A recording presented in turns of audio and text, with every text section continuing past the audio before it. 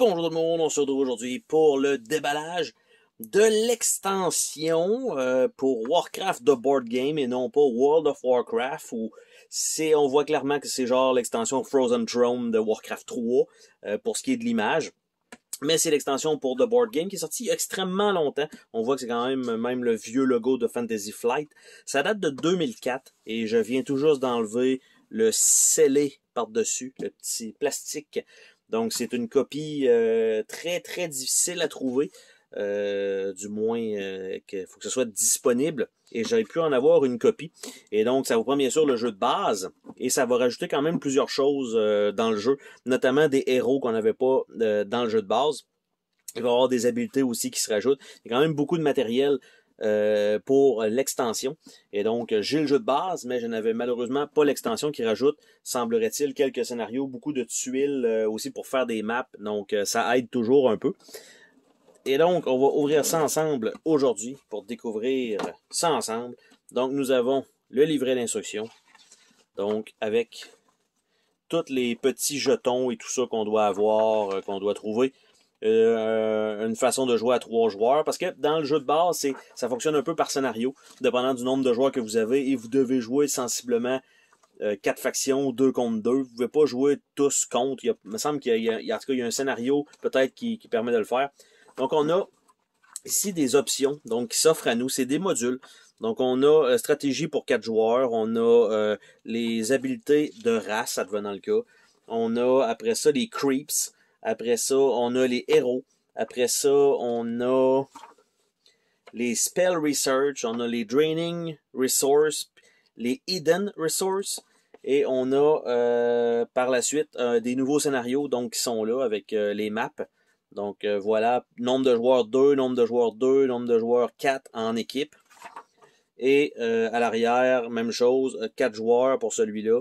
Donc on a quand même encore une fois un système de scénario.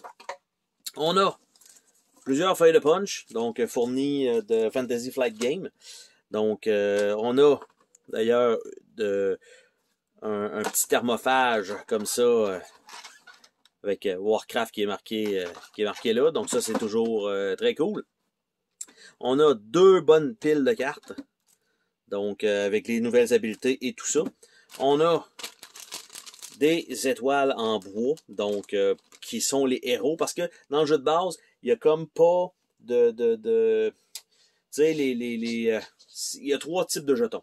Et en fait, ça correspond à des unités en melee, des unités genre des chevaliers ou les unités dans les airs, et puis des balistas. Tu sais, c'est très très très général. Et en dessous du tray, d'après moi, on a, j'allais dire rien, mais il y a un carton pour protéger le fond, pour surélever ce tray-là. C'était quand même bien pensé, quand même. Donc, c'est assez rare d'habitude qu'on a quelque chose en dessous comme ça. D'habitude, ils mettent le tray plus long. Donc ça, très cool. Donc, tout ça pour 4 étoiles. Il y a les habiletés spéciales. Donc, c'est 4 cartons comme ça qui rajoutent les nouvelles habiletés. Donc, on a ça pour tous les joueurs, tout simplement. Donc, ça comme ça. Nous avons un guide 2006. Ça fait quand même un moment de Fantasy Flight. Donc, Mutant Chronicle, StarCraft, toujours aussi difficile à trouver aussi pour celui-là. Marvel Hero. En fait, j'ai eu celui-là, j'ai celui-là avec... Il manque l'extension Burning Crusade là-dessus. Ça, je l'ai pas eu. War of the Ring, j'ai pas eu ça non plus. Ceux-là, je les ai pas eu, mais ils ont l'air d'être vraiment intéressants. Descent, j'ai eu ça avec un panoplie d'extensions. Arkham 2e édition, j'ai eu ça avec un paquet d'extensions. Doom, je l'ai pas eu. Twilight Imperium 3rd, je l'ai en ce moment même. Dracula, Warrior, Knight, ça n'a pas trop marché celui-là, je trouve. Runebound avec la paquet d'extensions, maintenant c'est plus trouvable nulle part. Blue Moon, Penguin, c'est quand même le fun de voir les jeux de cette époque-là, qui étaient pas loin, je dirais, pas quand j'ai commencé, mais pas loin quand même. Britannia aussi, c'est plus disponible. Beowulf, Game of Thrones. Et tout ça était avant que leur LCG commence. Hein? Parce que quand ils ont commencé les LCG, après ça, ils se sont lancés là-dedans et ça n'a plus arrêté. Donc, on va regarder ensemble les cartes. Donc, évidemment, les cartes ont un tour noir. Donc, si on veut protéger les cartes, le bless, ça va être de sleever le tout. Évidemment, de toute façon, tous mes jeux sont sleevés, donc j'ai pas vraiment de problème avec ça. Mais, il faut quand même prendre en compte que ça sera à sleever. Donc, on a un paquet de cartes comme ça. Après ça, on a son recto verso, ceux-là. Donc, les bleus, les verts, les rouges, les mauves. Donc, on a paladin. Parce qu'après ça, on peut... est-ce que c'est la même chose des deux côtés? 1, 3, 2, 1, 3, 2, Holy Light, Holy... Ça a l'air d'être la même chose. Donc, un paladin, probablement, je vais dire niveau 2 peut-être. Donc, avec nouvelles habiletés. Qui est exactement la même chose des deux côtés. Après ça, on a un paladin niveau 3. Après ça, on a un Mountain King. Avec niveau 2, niveau 3. On a un Archmage. On a un Blood Mage. Avec le texte écrit relativement petit. Après ça, pour les verts, nous avons le Demon Hunter. Avec ses 3 habiletés. Nous avons le Keeper of the Grove. Nous avons Priestess of the Moon. Nous avons Warden. Avec ses 3 niveaux. Encore une fois, écrit très petit. Après ça, on a Tauren Chieftain. Pour les rouges. On a Blade Master. On a Farseer. On a Shadowhunter. On a Dreadlord. On a Death Knight. On a Lich. On a Crypt Lord. Donc, ça, c'est pour les cartes de personnages ou d'habileté. Ben, pas d'habileté, c'est vraiment les cartes de genre de personnages. Avec les compétences pour les... C'est peut-être des héros même.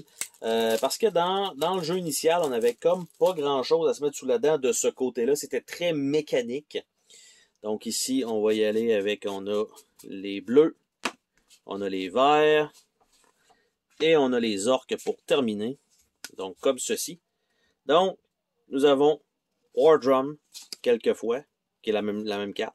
Nous avons un Purge, un Pillage, un Lightning Shield, quelquefois, Envenom Spear, Ensnare, après ça, Devour. On voit que c'est tiré du jeu, c'est un peu pixelisé.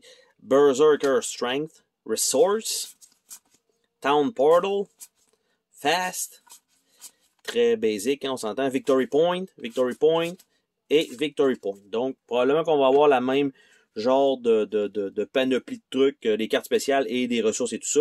Stormhammer, Polymorph, Invisibility, Inner Fire, Dispel Magic, Defend, Cloud, Call to Harm, Resource, donc comme prévu, Town Portal, Fast, même chose, Victory Point jusqu'à la fin. Donc ça, même chose. Par la suite, les Undead, nous avons Web, Unholy Frenzy, Possessions, Freezing Breath, Disease Cloud, Cursed, Cripple, Anti-Magic Shell, Resource, Portal, Fast et Victory Point pour terminer. Donc la même chose pour ça. Et les elfes.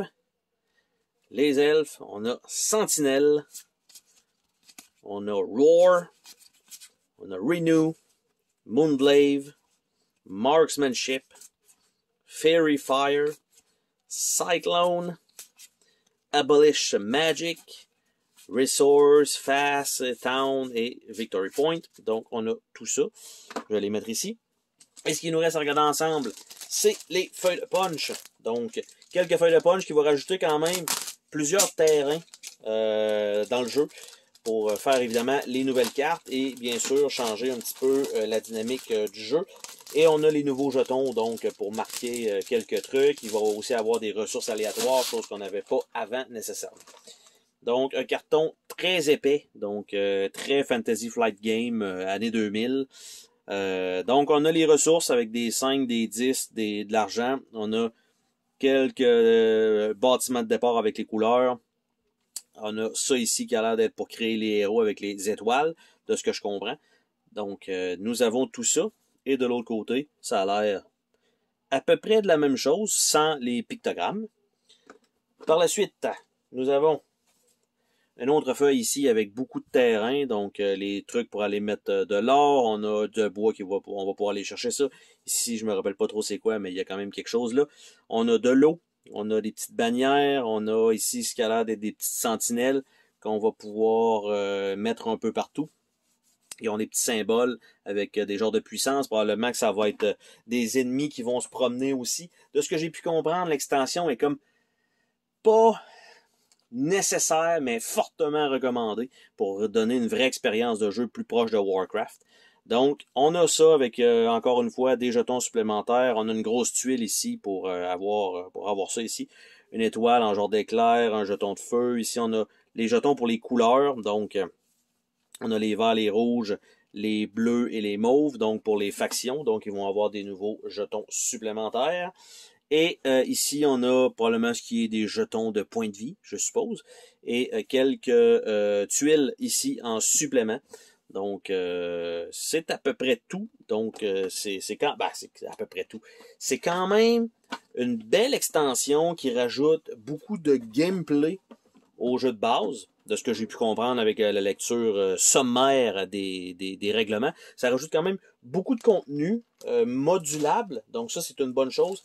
Quelques scénarios pour faire grossir l'expérience de jeu, mais est-ce que le prix vaut l'extension? Probablement pas. En termes de contenu, c'est sûr que non. C'est une extension qui devait coûter probablement une quarantaine de dollars quand c'est sorti, peut-être même 50 gros maximum.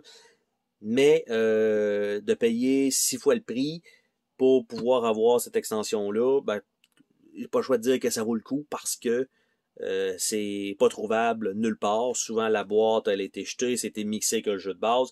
J'ai pu en commander une copie qui existait sur Noble Knight et malheureusement, j'ai reçu une copie à moitié complète. Donc, j'ai dû retourner. Il manquait la moitié des cartes, les tuiles, c'était pas les bonnes. Bref, ça a été malheureusement un échec. Mais là, cette version-là, tout juste sortie du scellé arrivant de l'Allemagne. Une chance que il fallait que je m'assure que la copie était en anglais, bien sûr. Mais très content d'avoir pu mettre la main sur cette rareté. Sur ce, on se dit à la prochaine pour une autre vidéo. Salut tout le monde!